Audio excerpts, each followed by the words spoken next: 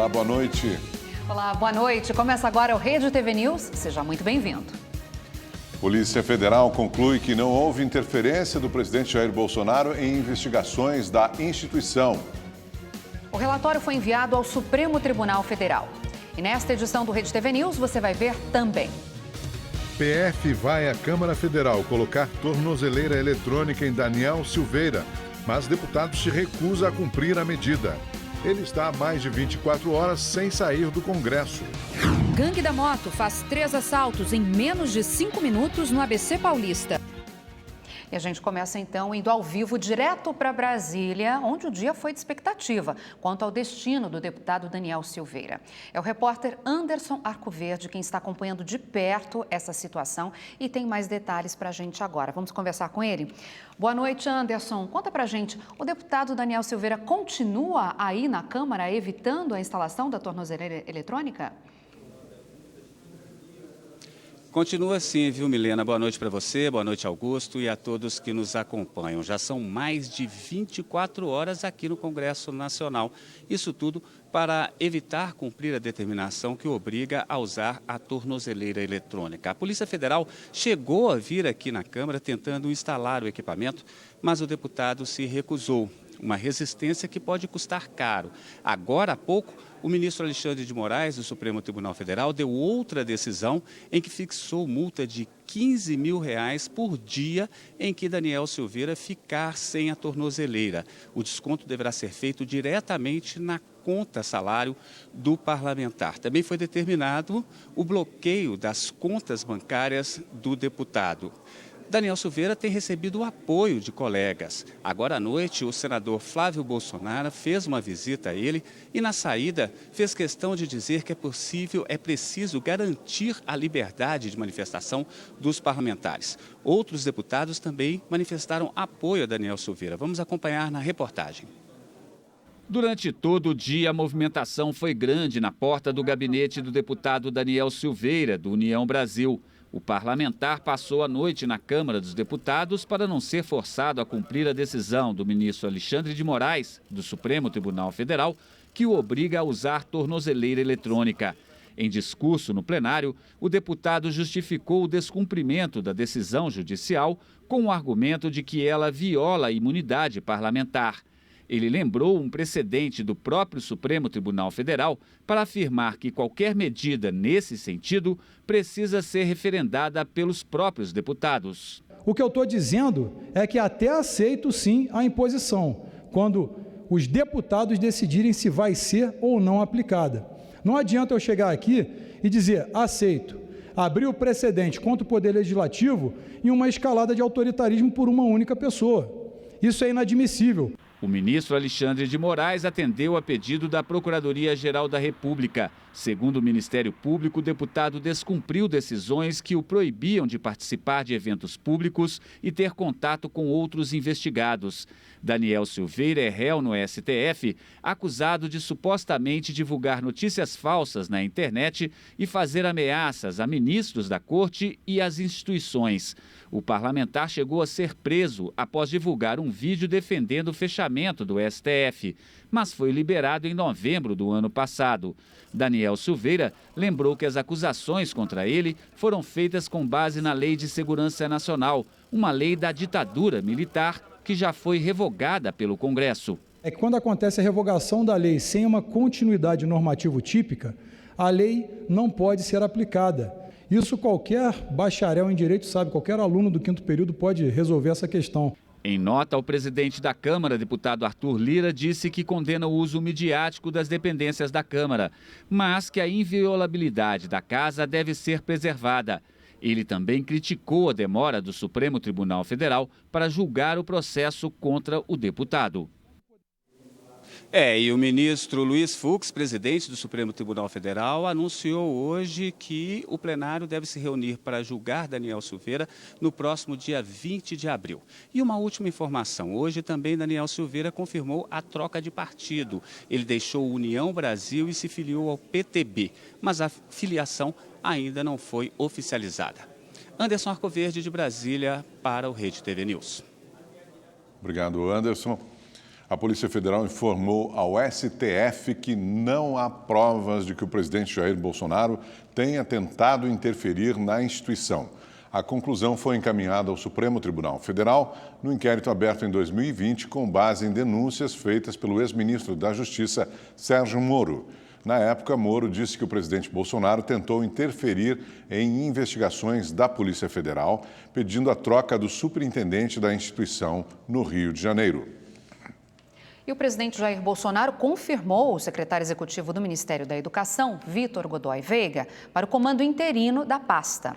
A nomeação já foi publicada no Diário Oficial da União. Godoy Veiga assume no lugar de Milton Ribeiro, que pediu demissão do cargo na última segunda-feira após denúncias de ter supostamente privilegiado municípios indicados por pastores evangélicos na destinação de verbas públicas da pasta. Godoy Veiga era secretário executivo do MEC desde 2020 e será o 5º ministro da Educação do governo Bolsonaro.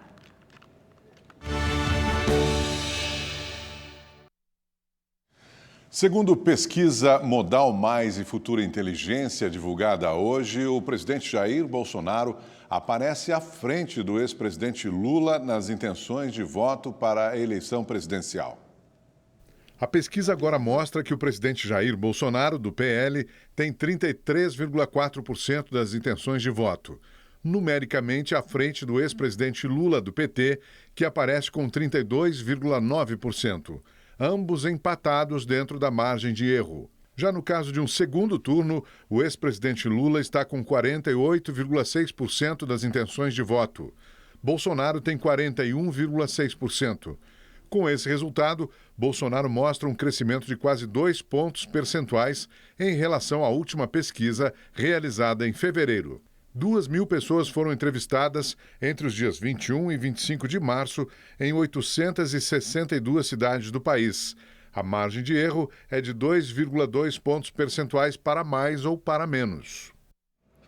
O empresário Luciano Hang, de 59 anos, desistiu de concorrer a uma vaga no Senado Federal nas eleições deste ano.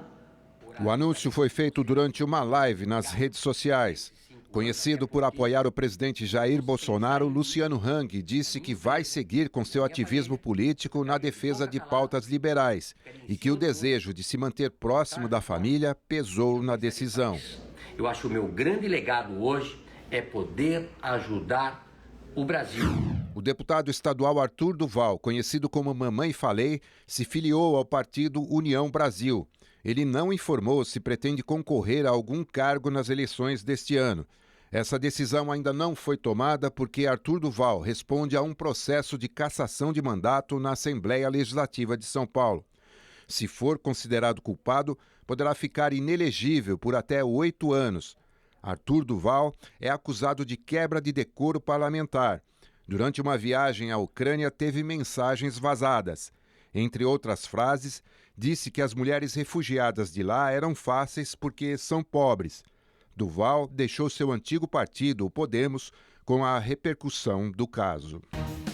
A greve dos garis no Rio de Janeiro entrou no 3º dia e, sem o serviço de limpeza, há lixo espalhado por toda a cidade. Na Lapa, região central, a sujeira se acumula nas esquinas e preocupa os moradores. Vai começar a dar bicho. Não é? Como é que a gente vai andar nessa cidade assim? Na Zona Norte, uma pilha de lixo chama a atenção, bem ao lado de uma creche. As ruas também viraram depósitos. Será que lá naquela parte social de classe alta, a parte Zona Sul está desse jeito? A resposta é sim.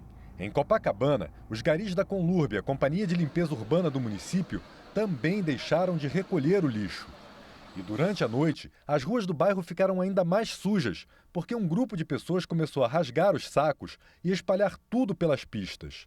Os vídeos foram publicados pelo prefeito do Rio em uma rede social.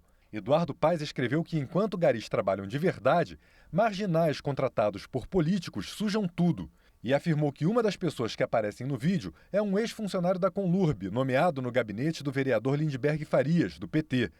O prefeito também acusou o ex-deputado e ex-vereador Babá, do PSOL, de organizar atos de violência.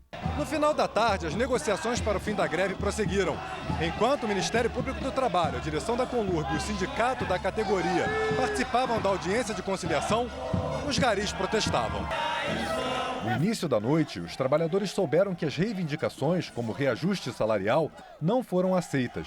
A empresa apresentou uma contraproposta, mas a categoria rejeitou. Revoltados, eles seguiram com o protesto pelas ruas do centro e decidiram manter a greve. Somos garimpo, somos trabalhador. A gente está aí para lutar, para brigar pelo nosso direito. O ex-vereador e ex-deputado Babá negou que tenha participado de atos de violência e disse que a Guarda Municipal agiu de forma ilegal ao algemar os trabalhadores e os levar para a delegacia. Bom, a nossa produção não localizou o vereador Lindbergh Farias para falar sobre as acusações do prefeito Eduardo Paes. E em nota, a Conlurb disse que criou um plano de contingência que inclui a contratação de mão de obra temporária para evitar prejuízos à população. Os passeios nos cânions de Capitólio, no Lago de Furnas, em Minas Gerais, foram retomados hoje. O local ficou 81 dias fechado desde a tragédia que deixou 10 mortos no início do ano. A reabertura parcial dos cânions foi feita com restrições e regras que passam a ser obrigatórias. Todos os dias antes da abertura do horário de visitação, um profissional técnico vai realizar uma vistoria para analisar os riscos geológicos nas principais atrações do lago. Apenas 5 embarcações poderão navegar pela região por vez. Antes do desastre, eram 40. Todos os turistas terão que usar um colete salva-vidas e capacete durante o passeio. Também será exigido que o visitante assine um termo de responsabilidade, afirmando estar ciente das medidas de segurança. Outra novidade é a proibição de qualquer atividade na região em dias de chuva. Ao contrário do que acontecia, os barcos e lanchas não vão mais poder ficar parados nas atrações. Boias e sinalizações indicam o percurso e limitam uma distância segura entre as pessoas e os paredões de pedra. O decreto da Prefeitura também proíbe músicas nas embarcações. No dia 8 de janeiro, uma rocha gigantesca se soltou do cânion e caiu em um barco, onde estavam o piloto e 9 pessoas da mesma família. Todos morreram. Chegou a hora da previsão do tempo com Gabriela de França. Olá, boa noite para todo mundo. A gente começa falando do Uruguai, onde uma tempestade severa causou estragos e muitos danos aí em várias cidades e até assustou a população. E as nuvens de chuva avançaram também sobre o sul do Brasil.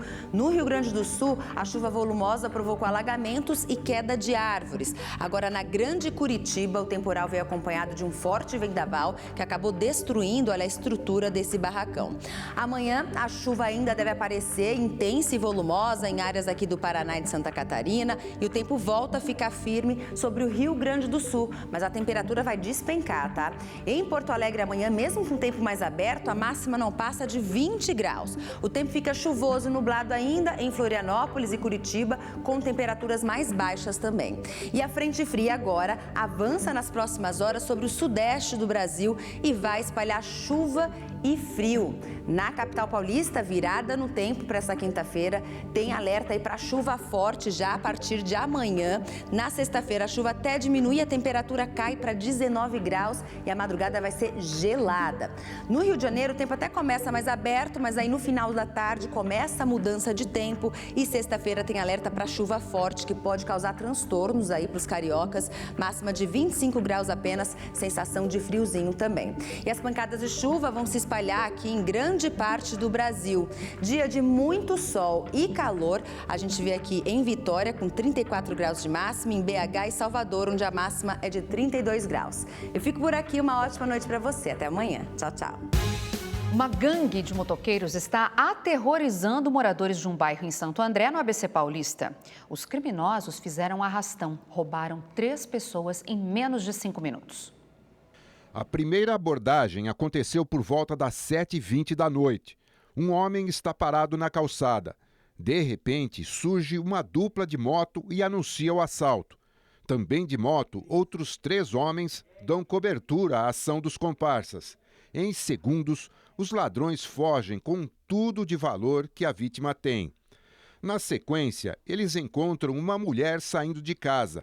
Ela percebe que se trata de um assalto e tenta voltar, mas um dos garupas salta e rouba a bolsa da vítima. Em seguida, partem para outra ação.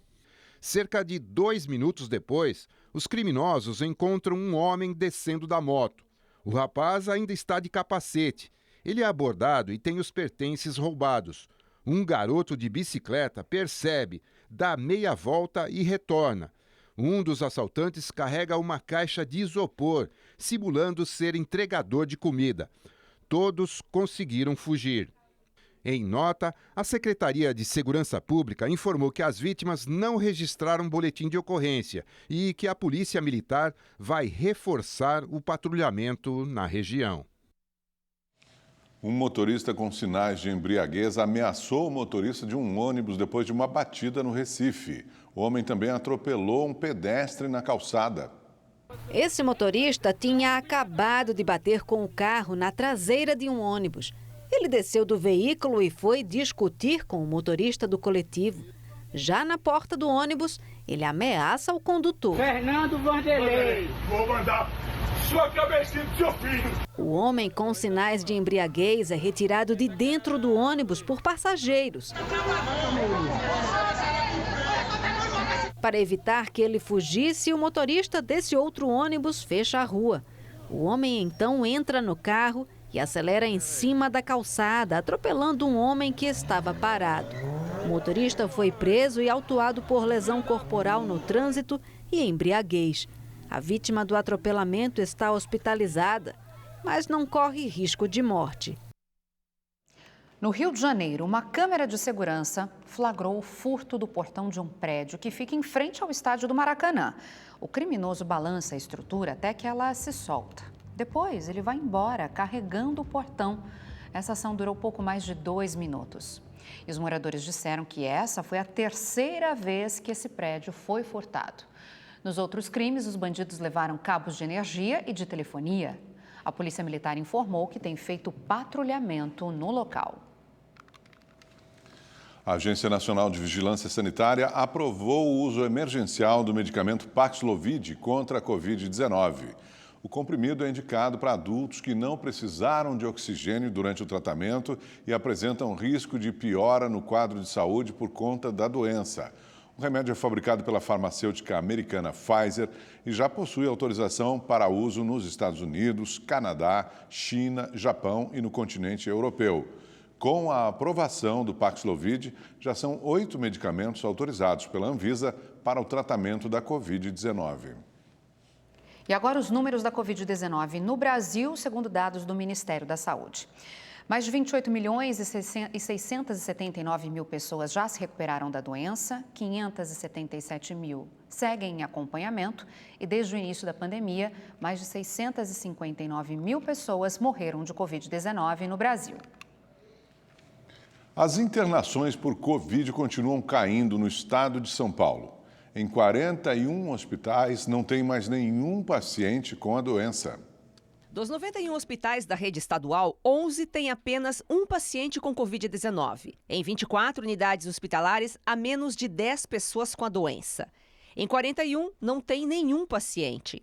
As internações caíram 84% desde janeiro. Os números apresentam queda sucessiva há 8 semanas. E hoje, pelo 5º dia seguido, o estado tem menos de 2.000 internados pelo coronavírus. São os dados que nós temos e que nos permitem avaliar essas 2 semanas de flexibilizações de máscaras, em que não só nos ambientes abertos, mas também fechados, as máscaras foram abolidas ou diminuídas as suas restrições, excetuando-se para o transporte público, bem como para os hospitais e unidades de saúde. O governo anunciou também o Proveículo Verde. O programa vai destinar recursos por meio de créditos do ICMS para o setor automotivo investir no desenvolvimento de produtos e veículos sustentáveis, como os elétricos e híbridos. O estado quer atrair até 20 bilhões de reais em investimentos em projetos sustentáveis nos próximos 3 anos. Para estimular a redução da emissão de carbono, o estado vai começar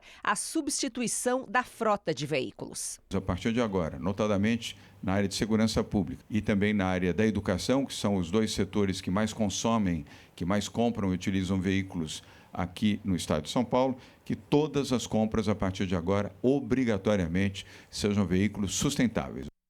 Bom, se você quiser rever esta reportagem ou outras que apareceram aqui nesta edição do Rede TV News, você pode, basta se inscrever agora mesmo no canal da Rede TV lá no YouTube. E aí você assiste à íntegra todos os nossos programas do jornalismo. Acesse agora mesmo youtube.com/RedeTV-Jornalismo.